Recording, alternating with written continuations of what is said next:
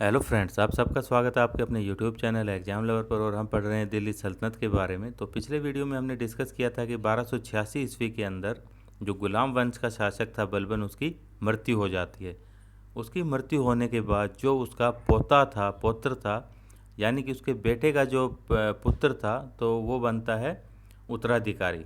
और उसका नाम क्या था? केकुबाद। अब केकुबाद बिल्कुल भी काम का आदमी नहीं था, बहुत ही अगुणी शासक था। तो इसके परिणाम स्वरूप क्या हुआ कि दिल्ली सल्तनत के अंदर पूरी तरह से अराजकता फैल गई।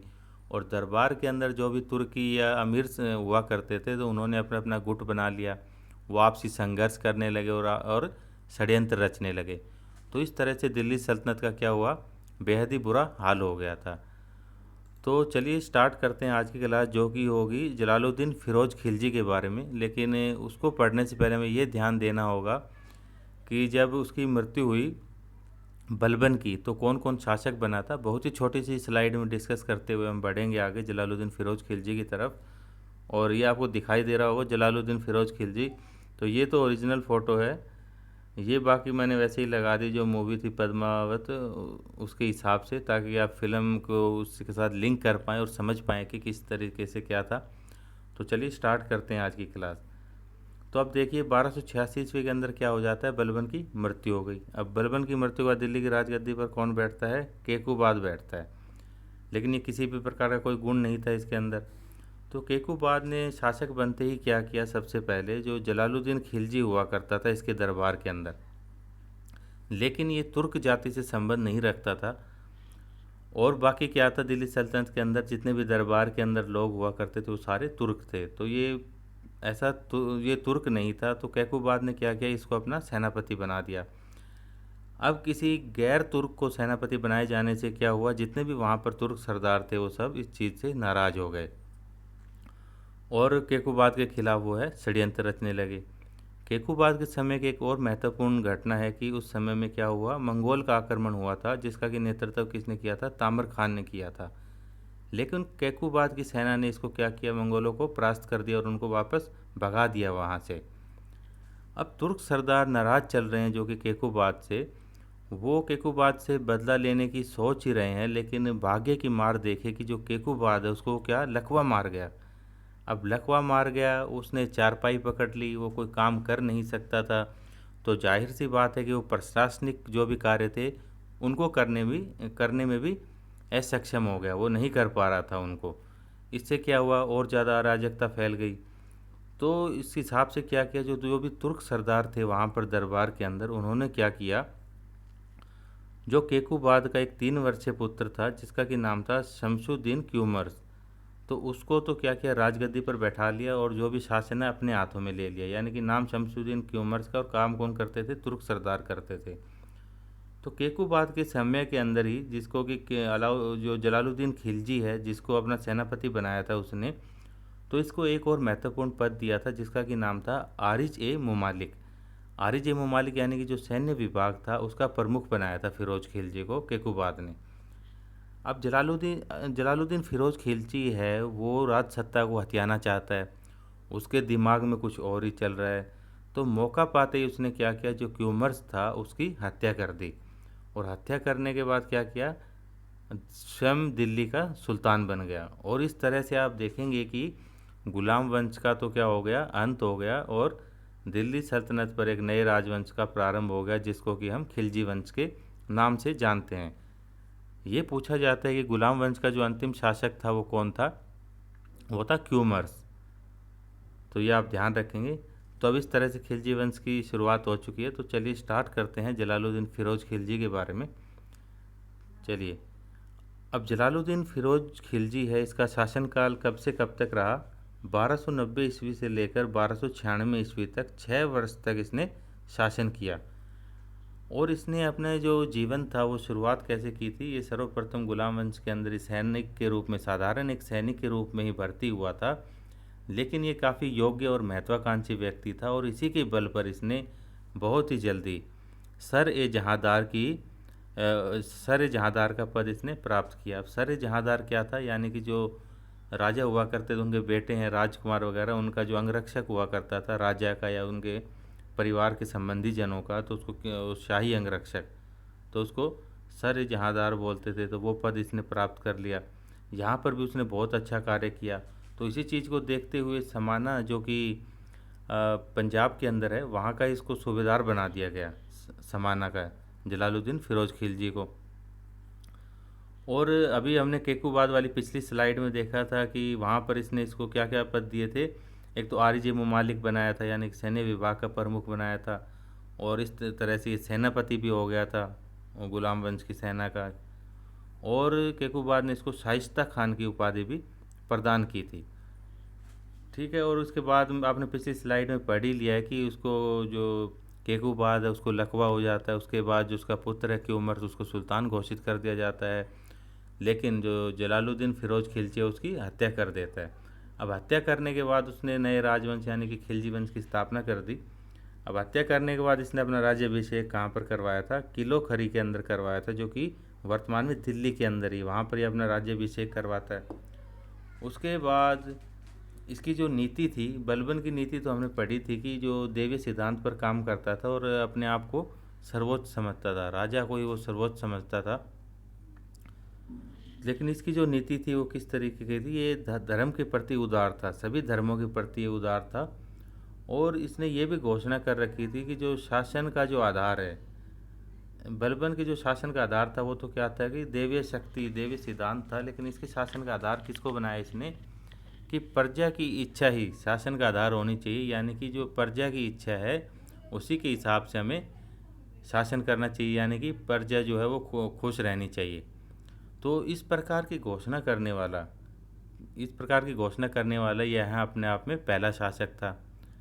और ये काफ़ी उदार टाइप का व्यक्ति था ये जलालुद्दीन फिरोज खिलजी। और आप देखेंगे कि इसने अपने जो भी विरोधी थे इनको सबको माफ़ कर दिया था, और जितने भी विरोधी थे जो इसके खिलाफ षड्यंत्र करते थे, जो अमीर थे कोई भी, तो सबको माफ़ कर दिया। माफ़ ही नहीं किया, इसके अलावा उनको विभिन्न पद भी दे दिए थे, ऊंचे पद भी दिए, या फिर जो पहले से पद पर बने हुए थे उनको भी पद से नहीं हटाया, पद पर बने ही रहने दिया।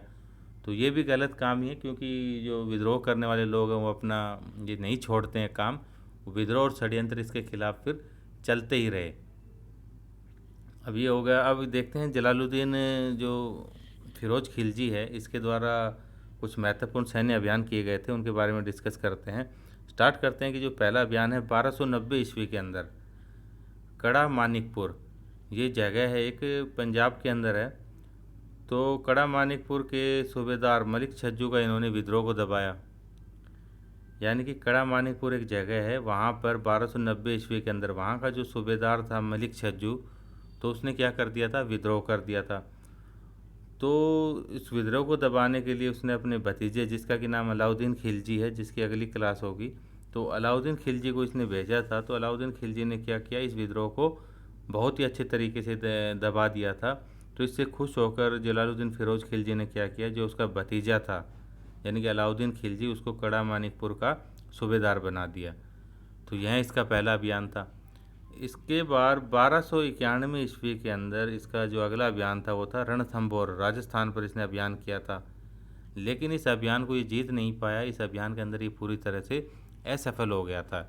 असफल होने के बाद इसने एक बात कही जो कि एग्जाम में पूछ ली जाती है। इसने कहा था कि वह मुसलमान सरदारों के खून के बदले इस किले को नहीं जीतना चाहता, क्योंकि इस किले की कोई वैल्यू नहीं है। इस किले की वैल्यू क्या क्या है, यानी कि एक मुस्लिम सेना का किसी भी सैनिक को ले लो, अगर उसका बाल भी लेंगे ना तो बाल के बराबर भी इसकी वैल्यू नहीं है। तो ये उसको इसने कब कहा था, जब वो रणथंभौर अभियान में असफल हो गया, तो उसके बाद उसने ये बात कही।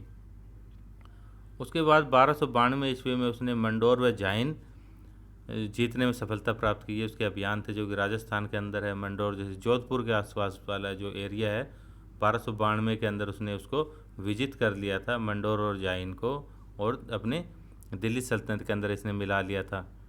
और 1292 ईस्वी में आप देखेंगे कि उस समय क्या होता है कि मंगोल फिर से आक्रमण करते हैं, और इसमें मंगोल सेना का नेतृत्व कौन कर रहा था, एक अब्दुल्ला नाम का व्यक्ति था, वो उसका नेतृत्व कर रहा था 1292 ईस्वी में। लेकिन जलालुद्दीन फिरोज खिलजी ने क्या किया, बहुत ही वीरतापूर्वक, जिसमें उसका कि भतीजा भी शामिल था अलाउद्दीन खिलजी, तो उन दोनों ने मिलकर क्या किया, उसको परास्त कर दिया। अब परास्त कर दिया। इस अभियान के अंदर एक क्या था, जो मंगोलों की सेना थी उसके अंदर एक सेना नायक था जिसका नाम था उलुग खान नाम था। तो उलुग खान था, वो अपने कुछ सैनिकों के साथ वो इसके पास आता है, फिरोज खिलजी के पास, और उनसे जैसे माफ़ी वगैरह मांगते हैं और इस्लाम धर्म को स्वीकार कर लेते हैं वो जो मंगोल थे उलुग खान के नेतृत्व में। अब उन्होंने इस्लाम धर्म स्वीकार कर लिया। इसके बाद क्या, वो जलालुद्दीन की जो सेना थी उसके अंदर शामिल हो गए। अब जो जलालुद्दीन फिरोज खिलजी है उसने क्या किया, उनको मुग़ल सेना में अच्छे से शामिल किया। उसके अलावा उनको दिल्ली के समीप ही रहने के लिए एक स्थान दे दिया था, एक अच्छा स्थान उपलब्ध करवा दिया। और उलुग खान तो उसको इतना पसंद आया कि उसने जलालुद्दीन फिरोज खिलजी ने अपनी एक पुत्री का विवाह भी उसके साथ कर दिया था। तो इस तरह से ये जहाँ पर वो ये जो मंगोल आए थे ना, ये जिन्होंने मुग़ल सेना में भर्ती हो गए, ये जहाँ पर रहने लगे, तो वहाँ पर एक बस्ती बन गई थी जिसे मुग़लपुर के नाम से जाना जाता था। लेकिन आज भी दिल्ली के अंदर उसको मंगोलपुरी के नाम से जाना जाता है। दिल्ली के अंदर एक जगह है मंगोलपुरी। तो वो क्या मतलब उसका मंगोलपुरी का, कि यहाँ पर 1292 ईस्वी में जब मंगोलों ने आक्रमण किया था फिरोज खिलजी के टाइम में, तो वो यहाँ पर आकर बस गए थे कुछ मंगोल, तो इसलिए उसको मंगोलपुरी के नाम से जानते हैं। और बाद में यही ये जो मंगोलपुरी के अंदर जो ये बसे थे मंगोल, ये क्या कहलाए, नव मुस्लिम के नाम से ये जाने गए, नव मुस्लिम कहलाए। ये इसके समय की एक महत्वपूर्ण घटना है। जलालुद्दीन फिरोज खिलजी ने अपनी एक पुत्री का विवाह तो उलुग खान के साथ किया था, और एक दूसरी पुत्री का विवाह किसके साथ किया था, अपने भतीजे यानी कि अलाउद्दीन खिलजी के साथ किया था।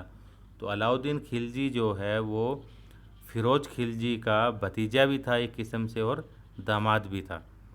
इसके बाद देखिए महत्वपूर्ण अभियान है 1294 ईस्वी के अंदर।